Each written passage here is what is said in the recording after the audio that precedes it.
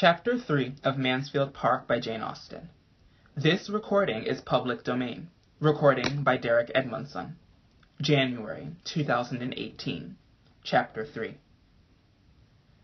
The first event of any importance in the family was the death of Mr. Norris, which happened when Fanny was about 15, and necessarily introduced alterations and novelties. Mrs. Norris, on quitting the parsonage, removed first to the park, and afterwards to a small house of Sir Thomas's in the village, and consoled herself for the loss of her husband by considering that she could do very well without him, and for her reduction of income by the evident necessity of stricter economy. The living was hereafter for Edmund, and, had his uncle died a few years sooner, it would have been duly given to some friend to hold till he were old enough for orders. But Tom's extravagance had, previous to the event, been so great as to render a different disposal of the next presentation necessary, and the younger brother must help to pay for the pleasures of the elder.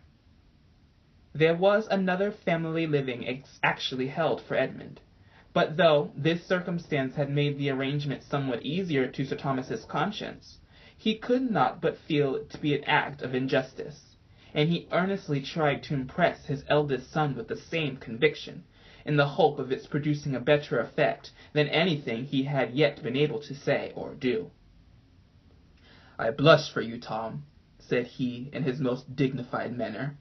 "I blushed for the expedient which I am driven on, and I trust I may pity your feelings as a brother on the occasion. You have robbed Edmund for 10, 20, 30 years, perhaps for life, of more than half the income which ought to be his.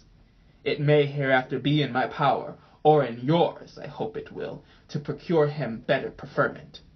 But it must not be forgotten that no benefit of that sort would have been beyond his natural claims on us, and that nothing can, in fact, be an equivalent for the certain advantage which he is now obliged to forego through the urgency of your debts." Tom listened with some shame and some sorrow, but, escaping as quickly as possible, could soon with cheerful selfishness reflect, firstly, that he had not been half so much in debt as some of his friends, secondly, that his father had made a most tiresome piece of work of it, and thirdly, that the future incumbent, whoever he might be, would, in all probability, pop off soon. On Mr. Norris's death, the presentation became the right of Dr. Grant, who came consequently to reside at Mansfield, and, on proving to be a hearty man of 45, seemed likely to disappoint Mr. Bertram's calculations. But no, he was a short-necked, apoplectic sort of fellow, and, plied well with good things, would die very soon. He had a wife about 15 years his junior, but no children, and they entered the neighborhood with the usual fair report of being very respectable, agreeable people. The time was now come when Sir Thomas expected his sister-in-law to claim her share in their niece. The change in Mrs. Norris's situation, and the improvement in Fanny's age, seeming not merely to do away any former objection to their living together, but even to give it the most decided eligibility, and his own circumstances were rendered less fair than heretofore, by some recent losses on his West Indian estate, in addition to his eldest son's extravagance. It became no undesirable thing to himself to be relieved from the expense of her support and the obligation of her future provision. In the fullness of his belief that such a thing must be, he mentioned its probability to his wife, and the first time of the subject's occurring to her again, happening to be when Fanny was present, she calmly observed to her, "So, Fanny, you are going to leave us and live with my sister. How shall you like it?" Fanny was too much surprised to do more than repeat her aunt's words. "Going to leave you?" "Yes, my dear. Why should you be astonished? You have been 5 years with us, and my sister always meant to take you when Mr. Norris died. But you must come up and tack on my patterns all the same." The news was as disagreeable to Fanny as it had been unexpected. She had never received kindness from her Aunt Norris, and could not love her. I shall be very sorry to go away, said she with a faltering voice. Yes, I dare say you will. That's natural enough. I suppose you have had as little to vex you since you came into this house as any creature in the world. I hope I am not ungrateful, aunt, said Fanny modestly. No, my dear, I hope not. I have always found you a very good girl.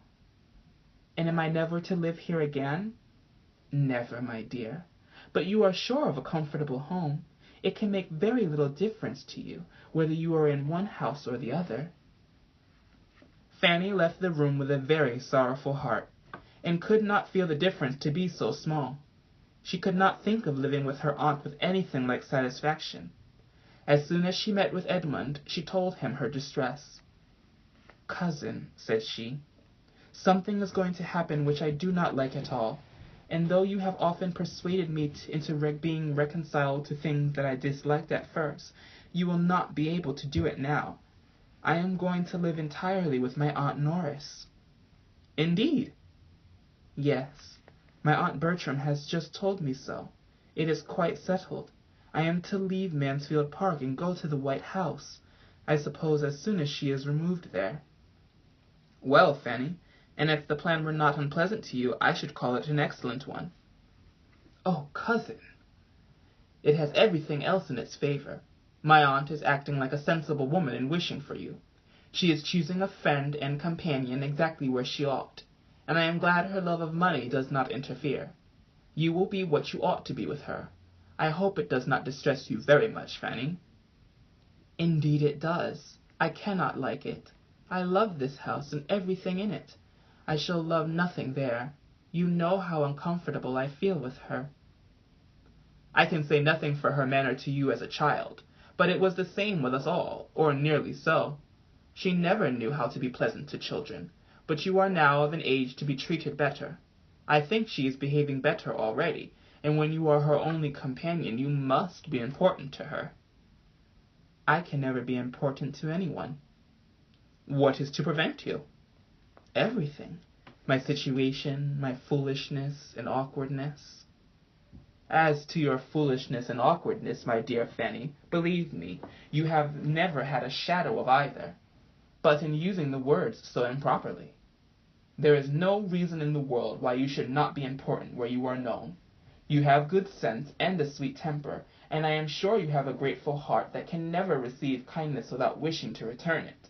I do not know any better qualifications for a friend and companion. You are too kind, said Fanny, coloring at such praise. How shall I ever thank you as I ought, for thinking so well of me? Oh, cousin, if I am to go away, I shall remember your goodness to the last moment of my life.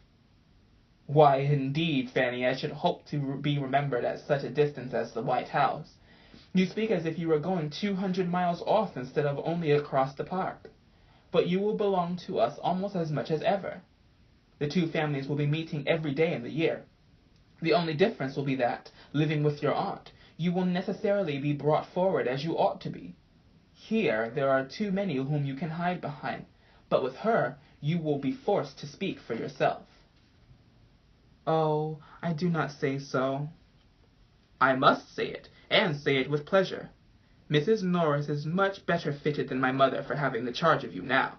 She is of a temper to do a great deal for anybody she really interests herself about, and she will force you to do justice to your natural powers. Fanny sighed, and said, I cannot see things as you do, but I ought to believe you to be right rather than myself, and I am very much obliged to you for trying to reconcile me to what must be. If I could suppose my aunt really to care for me, it would be delightful to feel myself of consequence to anybody. Here I know I am of none, and yet I love the place so well. The place, Fanny, is what you will not quit, though you quit the house. You will have as free a command of the park and gardens as ever. Even your constant little heart need not take fright at such a nominal change. You will have the same walks to frequent, the same library to choose from, the same people to look at, the same horse to ride. Very true. Yes, dear old gray pony. Ah, cousin, when I remember how much I used to dread riding, what terrors it gave me to hear it talked of as likely to do me good. Oh, how I have trembled at my uncle's opening his lips if horses were talked of. And then think of the kind pains you took to reason and persuade me out of my fears, and convince me that I should like it after a little while, and feel how right you proved to be. I am inclined to hope you may always prophesy so well. And I am quite convinced that your being with Mrs. Norris will be as good for your mind as writing has been for your health, and as much for your ultimate happiness, too. So ended their discourse, which, for any very appropriate service it could render Fanny, might as well have been spared, for Mrs. Norris had not the smallest intention of taking her. It had never occurred to her, on the present occasion, but as a thing to be carefully avoided. To prevent its being expected, she had fixed on the smallest habitation which could rank as genteel among the buildings of Mansfield parish, the White House being only just large enough to receive her and her servants, and allow a spare room for a friend, of which she made a very particular point. The spare rooms at the parsonage had never been wanted, but the absolute necessity of a spare room for a friend was now never forgotten. Not all her precautions, however, could save her from being suspected of something better. Or perhaps her very display of the importance of a spare room might have misled Sir Thomas to suppose it really intended for Fanny. Lady Bertram soon brought the matter to a certainty by carelessly observing to Mrs. Norris, "I think, sister, we need not keep Miss Lee any longer when Fanny goes to live with you." Mrs. Norris almost started. "Live with me, dear Lady Bertram? What do you mean?" "Is she not to live with you? I thought you had settled it with Sir Thomas." "Me? Never! I never spoke a syllable about it to Sir Thomas, nor he to me. Fanny live with me? The last thing in the world for me to think of, or for anybody to wish that really knows us both. Good heaven! What could I do with Fanny? Me, a poor, helpless, forlorn widow, unfit for anything, my spirits quite broke down. What could I do with a girl at her time of life? A girl of 15, the very age of all others to need the most attention and care, and put the cheerfulest spirits to the test. Sure, Sir Thomas could not seriously expect such a thing. Sir Thomas is too much my friend. Nobody that wishes me well, I am sure, would propose it. How came Sir Thomas to speak to you about it?" "Indeed, I do not know. I suppose he thought it best." "But what did he say? He could not say he wished me to take Fanny. I am sure in his heart he could not wish me to do it." "No, he only said he thought it very likely, and I thought so too. We both thought it would be a comfort to you. But if you do not like it, there is no more to be said. She is no encumbrance here." "Dear sister, if you consider my unhappy state, how could she be of any comfort to me? Here I am, a poor, desolate widow, deprived of the best of husbands, my health gone in attending and nursing him, my spirits still worse, all my peace in this world destroyed, with hardly enough to support me in the rank of a gentlewoman, and enable me to live as so not to disgrace the memory of the dear departed. What possible comfort could I have in taking such a charge upon me as Fanny? If I could wish it for my own sake, I would not do so unjust a thing by the poor girl. She is in good hands, and sure of doing well. I must struggle through my sorrows and difficulties as I can." "Then you will not mind living by yourself quite alone?" "Lady Bertram, I do not complain. I know I cannot live as I have done, but I must retrench where I can, and learn to be a better manager. I have been a liberal housekeeper enough, but I shall not be ashamed to practice economy now. My situation is as much altered as my income. A great many things were due from poor Mr. Norris, as clergyman of the parish, that cannot be expected from me. It is unknown how much was consumed in our kitchen by odd comers and goers. At the White House matters must be looked after. I must live within my income, or I shall be miserable, and I own it would give me great satisfaction to be able to do rather more, to lay by a little at the end of the year." "I dare say you will. You always do, don't you?" "My object, Lady Bertram, is to be of use to those that come after me. It is for your children's good that I wish to be richer. I have nobody else to care for, but I should be very glad to think I could leave a little trifle among them worth their having." "You are very good, but do not trouble yourself about them. They are sure of being well provided for. Sir Thomas will take care of it." "Why, you know, Sir Thomas's means will be rather straitened if the Antigua estate is to make such poor returns." "Oh, that will be soon settled. Sir Thomas has been writing about it, I know." "Well, Lady Bertram," said Mrs. Norris, moving to go, "I can only say that my sole desire is to be of use to your family.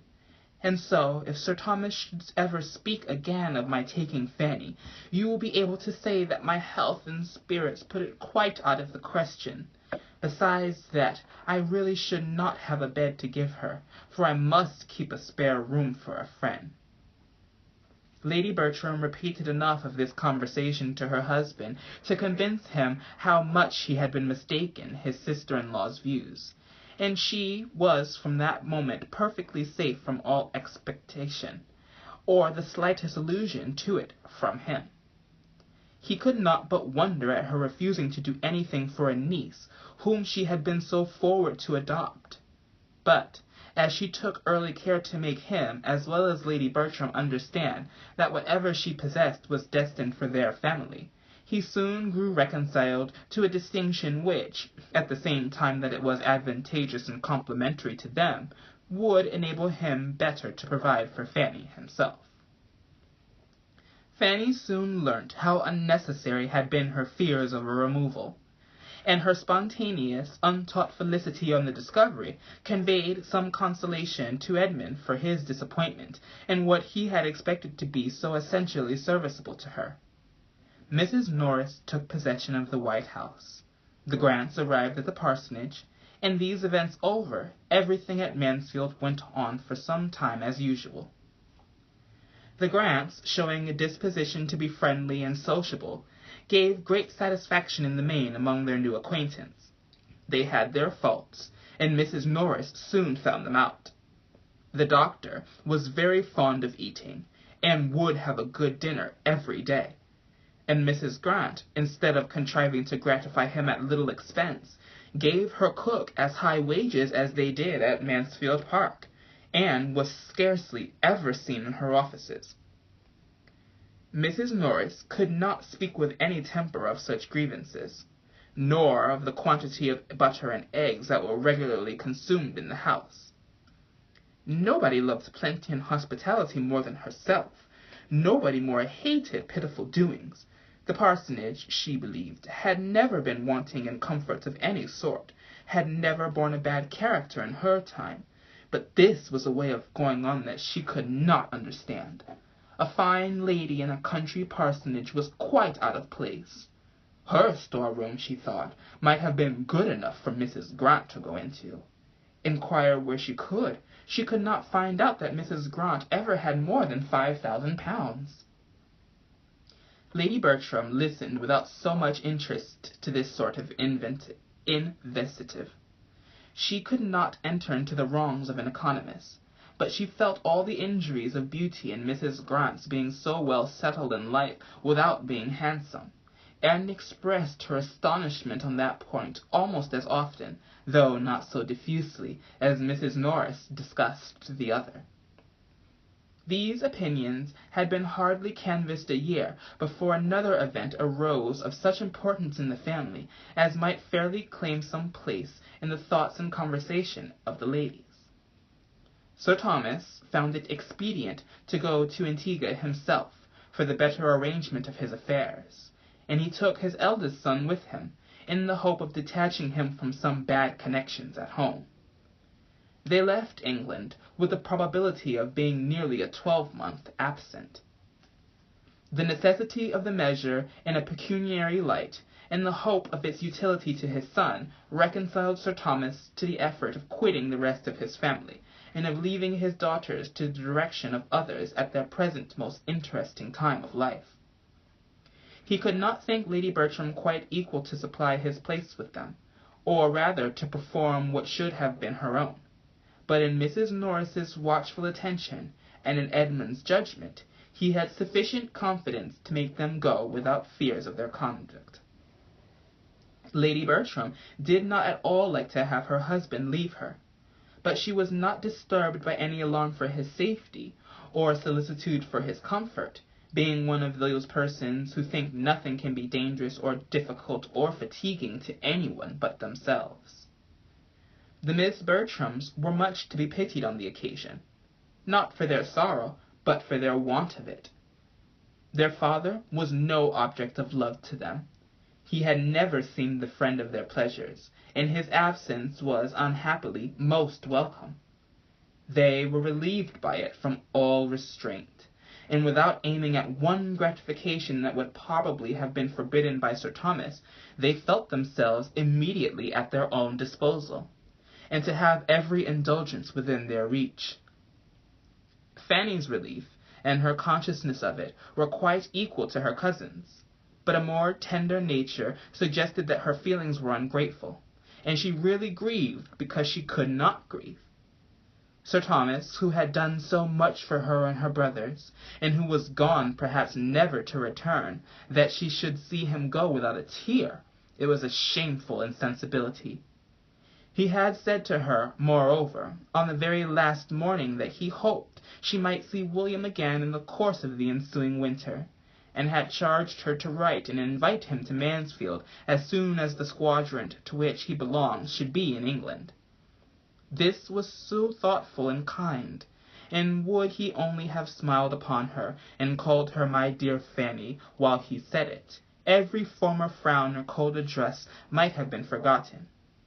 But he had ended his speech in a way to sink her in sad mortification, by adding, "If William does come to Mansfield, I hope you may be able to convince him that the many years which have passed since you parted have not been spent on your side entirely without improvement, though, I fear, he must find his sister at 16 in some respects too much like his sister at 10. She cried bitterly over this reflection when her uncle was gone, and her cousins, on seeing her with red eyes, set her down as a hypocrite. End of chapter 3.